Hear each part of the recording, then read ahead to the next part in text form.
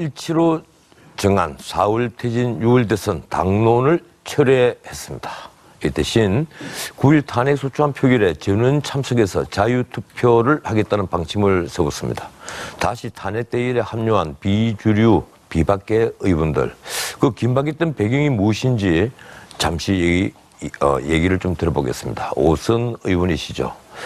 이 정병국 새누리당 의원 전 문화부 장관 모셨습니다. 어서 오십시오. 예, 반갑습니다. 참 내가 왜 전 문화부 장관이라고 표현했는가 하면요. 지금 최순실 게이트에 가장 많이 거론되는 제가 문화부 장관이에요. 문화부 장관 계실 때 뭐 그때 어땠습니까? 그때도 이렇게 그 막 일꾼 때문에 막 다투고 많이 했었습니까? 밑에서 거의 없었죠.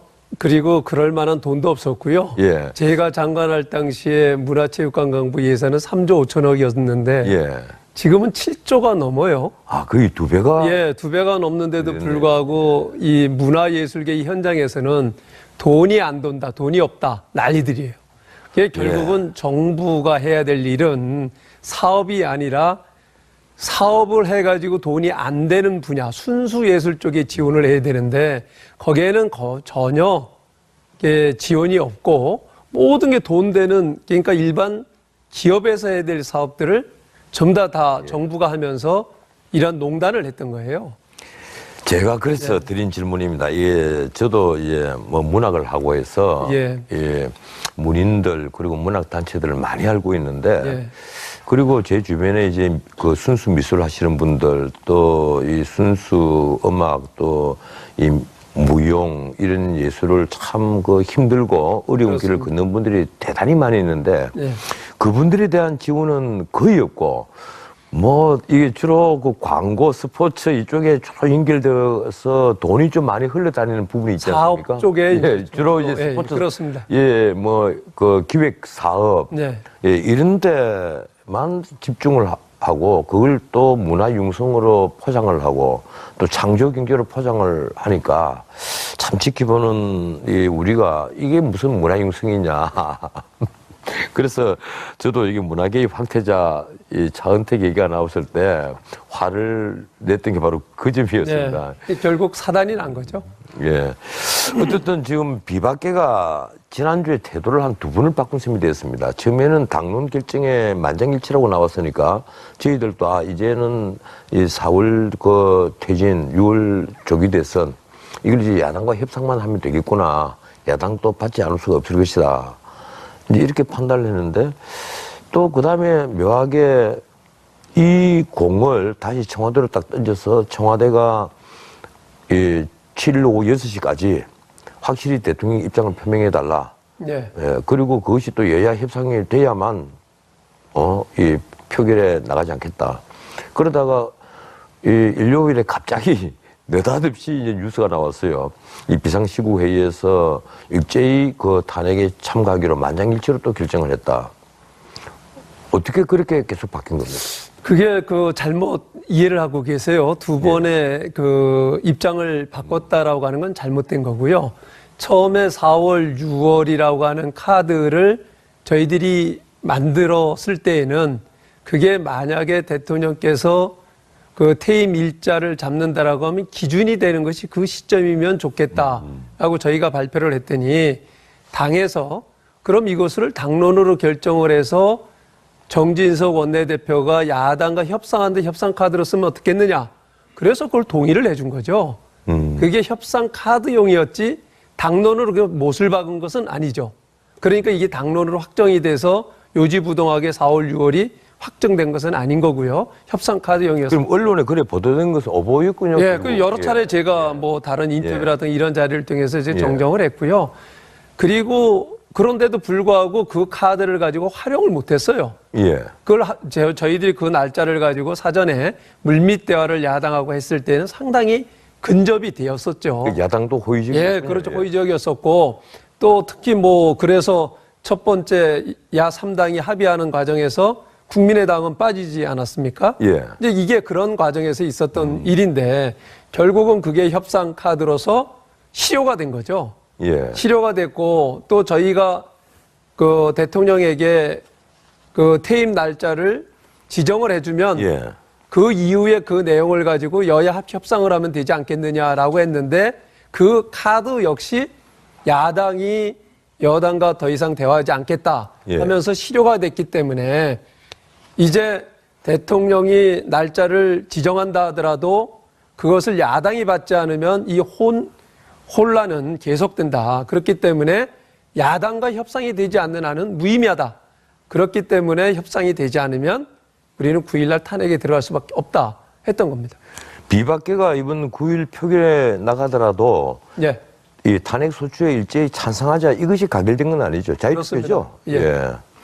그런데 황영철 의원이 그 발표한 걸 그 저희들 중계하는 걸 들어보니까 일단 뭐 거의 전원이 그 탄핵에 찬성하는 것으로 그렇게 의견이 모아진 것 같았는데. 예, 그날 어제 두 차례 회의를 했어요. 예. 대표자 회의와 실무자 회의를 연속 회의를 했었고 그 당시에는 참여했던 의원들이 17분이 참여를 했고 그 다음에 전체 회의에서 했는데 전체 회의는 원내외가 같이 참여를 하는데 원내 의원들, 현역 의원들이 29분이 참여를 했는데 그러니까 그 대표자 실무자 회의 연석회의에서는 17분이 만장일치로 의결을 했고 또 그것도 그 상관없이 무조건 들어간다라고 하는 거였었는데 그 연석회의 전체 회의에서는 몇몇 분들이 이의를 제기를 했어요. 이미 7일 날 그 청와대 입장을 보기로 했으니까 그것을 완벽하게 거부할 명분이 없다 이런 얘기들을 한 사람들이 몇 분이 있어서 그래서 7일 날 대통령이 날짜를 지정해서 국회로 돌리면 그 자체를 여야 협상을 해서 합의가 되면 받아들이고 그렇지 않으면 우리는 9일 날 그 탄핵 그 본회의에 들어간다 하는 입장을 정리를 했던 겁니다. 지금까지 그 김무성 전 대표 쪽은 이 4월 퇴진이 확실시되면 굳이 탄핵으로 나아갈 이유가 있느냐 그 얘기를 많이 해왔는데 어제 그저께 부터 분위기가 좀 바뀐 것 같아요. 왜 비상시국 회의 때는 전혀 반발이 없었습니까? 예, 김무성 전 대표께서 왜 그런 얘기를 했는지 입장을 설명을 했고요. 그 얘기의 요체는 이거예요. 더 많은 사람들이 함께하고 또 우리 보수 진영이 분열되는 거를 최소화해보자 하는 취지에서 그랬지만 지금은 그게 실효성이 없기 때문에 우리가 탄핵으로 가는 수밖에 없다. 본인은 처음서부터 탄핵을 주장했던 사람이다라고 설명을 했죠. 지난 주말부터 그 청와대에서 좀 비박과 직접 만나서 설득을 하겠다. 이 후문재 정무수석이 아직 아무 연락 없었는가요? 이 참 이제 전 좀 안타까워요. 이런 부분들도 이렇게 되니까 이제 청와대 대통령의 진정성이 없다는 거죠. 그래서 서로 퇴임 일자를 지정을 한다 하더라도 그것을 어떻게 믿느냐 하는 얘기가 나오는 게 끊임없이 이렇게 각계 전투를 하면서 분열책을 하는 거예요. 그 나중에 이제 황영철 의원이 그런 얘기를 들었다라고 해서 다른 얘기를 하는 중에 그런 얘기가 나와서 그건 검토해 볼 수도 있지 않겠느냐라고 했는데 그 뒤에 아무런 얘기가 없었다. 그리고 그게 이제 밖으로 흘러나가게 됐고 이런 상황에서 참 왜 이렇게 진정성 없는 태도를 보임으로 인해서 그 과정에서 불신만 야기시키는지 안타까울 뿐인 거죠. 지금 청와대가 그 비박계 좀 밥 먹읍시다, 얘기 좀 합시다 이래도 일체 응하지 않겠다고. 저희가 어제 전체 회의에서 의결을 했고요. 응하지 않겠다는 거 응하지 않겠다라고 의결을 했습니다. 왜 이렇게 분위기가 바뀐 겁니까? 혹시 시민들이 어떤 함성 소리에 압박감 받은 것 아닙니까? 그거는 그것도 영향을 안 미쳤다라고는 할 수 없지만 그 과정에서 저희들은 어떻게 해서든지 순리적으로 질서 있는 퇴진을 해볼까 하고 고민해서 만들어가고 있는데 전혀 거기에 협조를 하지 않는 거예요. 그렇게 함으로써 결국은 이게 와해가 됐고 또 실효가 된 거죠. 또 야당은 야당대로 오히려 광장의 시민 소리에 압도돼 가지고 저희들하고 물밑에서 대화했던 것을 다 거두게 됐고 결국은 결과론적으로는 국민들의 압박에 정치권이 굴복을 했다. 이렇게 저는 보입니다. 결국 지역구 주민들이 앞으로 어떤 태도를 보느냐에 따라서 또 많은 의문들이 흔들리지 않을까요? 어떻습니까? 예, 지역구들이 대부분 TK 있는 분들이라든가 PK 쪽에 예. 영남의 기반을 갖고 있는 분들은 앞으로가 좀 걱정될 수, 역풍이 좀 걱정될 수. 예, 그렇습니다. 그 우리 비상시국회의에 그 주호영 의원이라든지 대표적으로 유승민 의원이라든지 하는 분들 얘기를 들으면 압박이 강하죠. 또 수도권이긴 합니다만 저 역시 그 우리 양평 여주에 계신 그 전통적인 우리 지지층에서는 상당한 이의를 제기를 합니다. 그런데 제가 하나하나 설명을 드리면 이해를 하시고요. 또 저희가 이 과연 우리 당 출신이고 우리가 만든 대통령을 어느 누가 탄핵하고 싶은 사람이 누가 있겠어요. 왜 우리가 탄핵을 하지 않으면 안 되는가를 차분하게 설명을 드리니까 상당히 이 받아들이는 입장이시고요. 제가 그 어제 그제 한 3일 동안 엄청나게 뭐 우리 새누리당 의원들이 다 그러겠지만은 이 전화의 이 공세 압박을 엄청나게 많이 받았어요. 그렇겠죠. 뭐 수천 통을 받았다고 생각이. 그러니까 이제 문자 메시지는 수천 통을 받은 것 같고 전화도 뭐 수백 통을 받았는데 가능하면 제가 다 답을 했어요.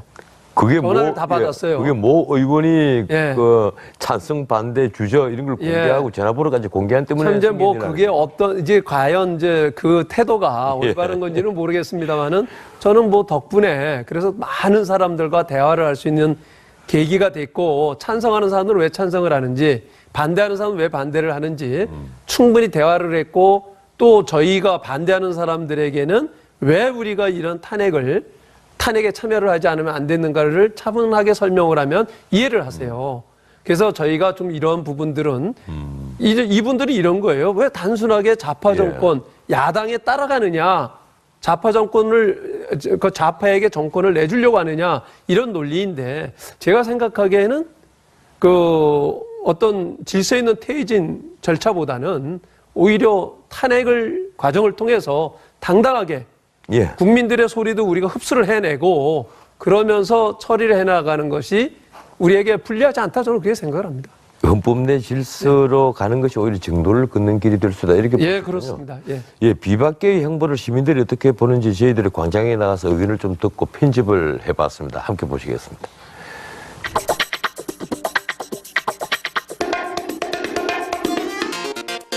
이제 민심을 아는 거죠. 이해할 수밖에 없죠. 입장이 그런 사람들이 있는 건 뭐 다 알고 있는 입장인데. 새누리당 비박계에서 이번에 탄핵안에 동참하기로 했잖아요. 잘한 결정이라고 보세요? 잘했죠. 잘했죠. 지금 살려면 이번에 그 참여해야지. 난 잘못 생각한다고 봐요. 비박은 어디 가서나 새누리당에서 있던 사람들인데 끝까지 새누리당은 지켜야지. 무슨 꽁꽁인지 솔직히 잘 모르겠어요. 국민들 눈치만 보는 거죠. 좀 너무 박쥐 같은 사람들인 것 같아요. 자기들도 사실 반성해야 될 사람들이 마치 자기네들이 굉장히 잘하는 식으로 떠드는 거는 참 부끄러운 행동이라고 저는 봅니다. 국민들 눈치를 너무 보는 것 같다. 박쥐 같은 사람이다 하는 의견이 하나 있었습니다. 어떻게 들으셨습니까? 뭐 충분히 국민 입장에서는 그러실 수 있다고 근데 봐요. 박쥐가 그렇게 나쁜 동물 아닙니다. 따지고 보면 공부해보면 괜찮은 동물이. 제가 여기 오기 전에 우리 그 전 변호사님이 이번에 내신 책 신분주론 좀 앞부분을 좀 읽다 왔는데 거기 보니까 정치는 아주 선정적인 사기극이다 이렇게 말씀하셨는데 요즘에 이 정치 상황이 꼭 맞는 것 같아요. 근데 그런 선정적인 사기극에는 원래 삼류 배우들이 많이 올라가는데 우리 정치판에는 괜찮은 인류 배우들이 올라가서 자꾸 삼류 연기를 하는 것 같아요. 제가 보기에는 전혀 연기자도 아니면서 연기자인 척하고 그리고 그 다음에 보니까 성공을 해야 될 지도자 상 뭐 5가지 요건을 딱 내셨던데 그게 바로 왜 지금 박근혜 대통령께서 이런 지탄을 받고 있는가 조목조목 그 5 항목이 다 맞는 것 같아요. 첫 번째가 지식이잖아요. 저희들이 지식, 또 이 시신자들이 또 용기, 정직성, 그리고 결단력, 균형감과 그다음에 이제 또 용인술. 참 안타까운 일이죠. 이 탄핵 사유가 쭉 나왔는데요. 이 탄핵 사유 중에서는 심지어 세월호 7시간 또 들어가 있습니다. 이 탄핵 사유를 보면서 어떤 생각을 하셨습니까? 그 뺄 건 없습니까? 저는 이렇게 생각을 해요. 야당의 행태를 보면서 과연 저 사람들이 탄핵을 하기 위해서 탄핵안을 제출을 했는지 그렇지 않으면은 명분용인지 예. 참 안타까워요. 저희들과 처음에 대화를 할 때에는 이렇게 얘기를 했어요. 아주 단순하게 명쾌한 부분만 넣겠다라고 해놓고는 저희들과 대화가 안 되는 그 사이에 그냥 모든 걸 다 집어넣은 거예요. 예, 늘. 그래서 과연 예. 그 사람들이 그거를 가지고 짧은 기간 내에 이 국정의 혼란을 정리를 하고 빨리 바로잡겠다 이런 의도인지, 그렇지 않으면은 다음 선거에 어떻게 쓰든지 유리한 국면을 만들려고 정략적 차원에서 접근을 하는 건지 의심스럽고요. 좀 안타까운 일이죠. 예, 제가 만약에 탄핵소 초안을 직접 썼다면 난 딱 두 예. 가지로 썼을 겁니다. 맞습니다. 하나는 민주주의 시스템을 파괴했다. 예. 또 하나는 권력을 사유화했다. 예. 이 두 개만 쓰면 되는 건데 온갖 걸 다 적는 바람에. 예, 맞습니다. 지금 여기에 탄핵 사유 조금 상세하게 적으면 좋은 줄 알고 쓴 것 같은데. 근데 이게 엄청난 시간을 요하게 만들고, 예, 글쎄 말입니다. 예, 제3자 그것도 논쟁이 뇌물- 예. 벌어지면서 정치적 갈등만 야기시키는 건 아니겠어요? 제3자 뇌물수수는 특검이 끝나봐야 알 수 있는 그렇습니다. 상황이거든요. 근데 이 비박계에서 세월호 일부 시간은 빼자 이런 주장이 나와서 지금 여야 간에 뭐 그건 뺄 수도 있다. 지금 아마 이런 논의가 있다는. 뭐 보도가 아직은 뭐 있는데. 저희들 입장 표명을 예. 하지 않았는데요. 뭐 저희들은 뭐 그걸 갖고 흥정하고 싶은 생각은 없습니다. 아, 예, 그렇습니까? 예. 예. 어떻든 지금 대통령이 이제 할 수 있는 그 선택지는 굉장히 좁아졌습니다. 즉각 사임이냐 아니면 탄핵에 가서 끝까지 다투느냐. 근데 오늘 황영철 이 간사가 대통령의 즉각 퇴진 입장 내놓으면 탄핵에 안 가겠다. 오늘 또 이 얘기를 했더라고요.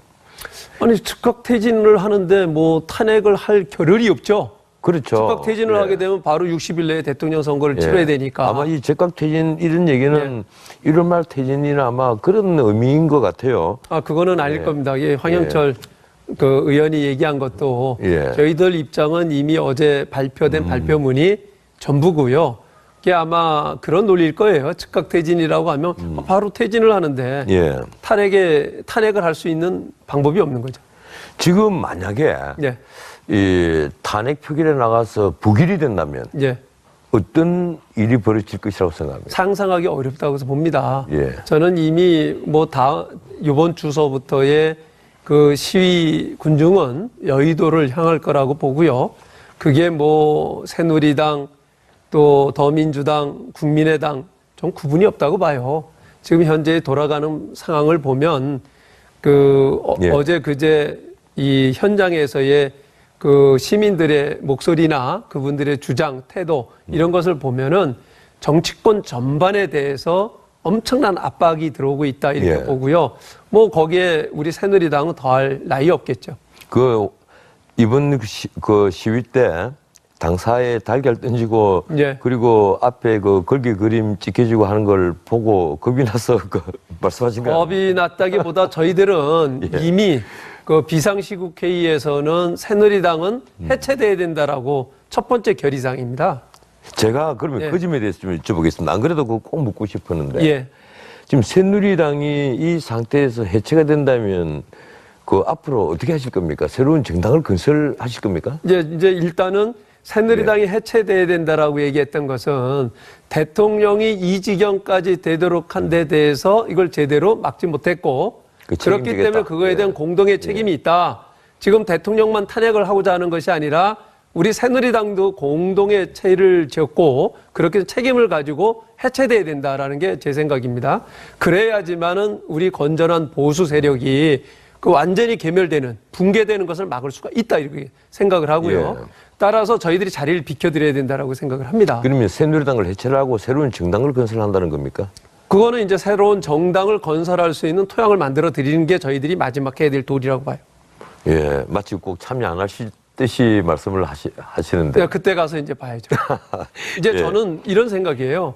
우리가 해체가 된다는 것은 새누리당 성원들은 예. 모든 기득권을 내려놔야 된다. 제가 2004년도에 천막 당사를 쳤던 경험이 있습니다. 예. 그 당시에도 그때는 그래도 내놓을 거라도 있었어요. 예. 그래서 모든 기득권을 내려놓고 천막 당사를 쳤는데 이제는 내놓을 것도 없어요.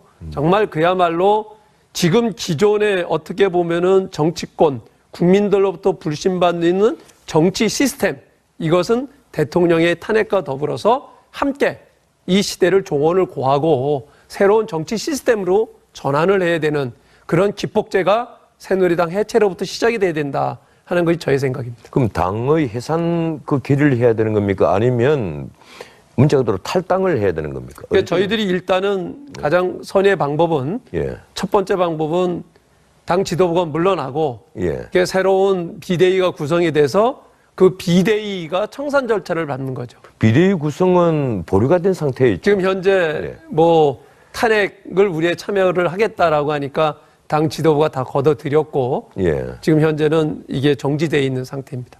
비대위원장 그때 후보를 전달하긴 전달했습니까? 전달을 했는데 그 문제도 뭐 당사자 의견도 물어보지를 않았고요. 예. 또 그 당사자들에 대해서 우리 비상시국회의에서 의견을 모으지도 않았고 예. 6인 회의체에서 자체적으로 거론이 됐던 부분들이에요. 근데 결과론적으로는 당사자 본인들이 다 고사를 했기 때문에 그건 무효가 된 겁니다. 만에 하나라도 지금 친박계가 예. 일종의 새누리당 안에서 당 내에서 이번에 친일 쿠데타 형식으로 우리는 그렇게 못 하겠다. 예. 그리고 앞으로 박 대통령 탄핵 심판 끝날 때까지 결사 호위하겠다. 이렇게 한다면 어떻게 해야 됩니까? 그럼 탈당입니까? 뭐 저는 일단은 청산을 하기 위해서 끝까지 싸울 거고요. 예. 그게 거의 불가능하다라고 했을 때에는 마지막 수단으로 그것도 고려를 해야 된다고 봅니다. 지금 새로운 보수 정당을 만들었을 때, 근데 반기문 유엔 사무총장이 앞으로 어떤 스탠스를 취할지는 모르겠습니다만, 새로운 어떤 보수 후보를 만들어낼 수 있을까요? 저는 충분히 가능하다고 어렵죠. 어렵지만은 그것을 목표로 우리가 새롭게 거듭나야 되고요. 그러기 위해서도 저희들은 탄핵 절차를 통해서 빨리 이 국면을 수습하고 정리를 해야 된다.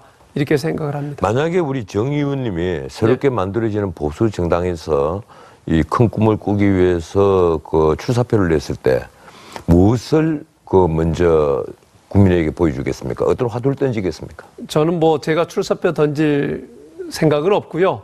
그런 어떤 분이든지 제가 모시고 싶고. 아니 어떤 지금 쉽게 말하면 제일 중요한 것은 보수 정당이기 때문이 아니라 보수든 진보든 모든 정치권이 국민들로부터 불신을 받고 있어요. 지금 지난번에 야당에서는 당내의 갈등으로 인해서 국민의당 안철수 의원이 탈당을 한 국민의당을 만들지 않았어요. 결국은 그것이 새로운 정치 모델을 보여주지 못했고 결과론적으로 구태 정치에 지역에 편중해가지고 또 다른 정당을 하나 만들었을 뿐인 거죠. 그래서 저는 이번에 새롭게 만들어지는 정당은 그야말로 기존 정치의 틀을 무너뜨리고 이 스마트 시대, 디지털 시대에 맞는 국민의 눈높이에 맞는 정당 체계로 가야 되고 정치가 혁신적으로 바뀌어야 된다고 봅니다. 그리고 보수주의의 정신을 구현하는 정당이 되었습니다. 그렇습니다.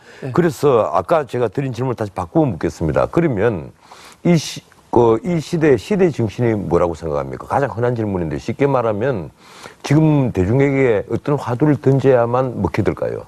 제일 중요한 것은 일단 소통이고요. 정직이라고 봅니다. 소통, 정직. 지금 일단은 가장 박근혜 대통령께 분노하는 것은 잘못한 것도 잘못한 거지만은 그 과정에서 1차, 2차, 3차를 통해서 계속 거짓말을 하심으로 인해 가지고 지금 저희가 내놨던 4월, 6월 안도 국민들이 수용을 못하겠다는 거예요. 믿지 못하기 때문에. 그러한 부분들은 우리 정치권 전반에 대한 불신으로 팽배가 됐고 결국은 불신의 시대에서 어느 얘기를 해도 통하지 않는다. 이런 상황에서는 어떠한 대책, 정책 이런 부분들을 내놔도 백계하기 무효다. 이런 상황이라고 저는 봅니다. 지금 밖에 나가서 제3지대론을 주장하는 분 혹은 그동안에 물론 국민의당에서는 부인합니다만 국민의당과 손잡을 수 있다 이런 시각도 있었거든요. 만약에 앞으로 새로운 정당이 손을 잡는다면 어떤 분들과 손을 잡을 수 있다고 생각합니까? 저는 그것은 맞지 않다고 보고요. 제가 앞에서 말씀드린 대로 혁신적인 정당 체제 또 정치를 완전히 바꾼다라고 하는 차원에서는 그런 정치공학적인 접근은 저는 잘못됐다 이렇게 봅니다. 정말 마지막 답변은 제가 기다리던 답변이었습니다. 다음 모실 때는 문자 그대로 우리 정 의원님 개인의 어떤 정치 철학을 좀 듣고 싶습니다. 감사합니다.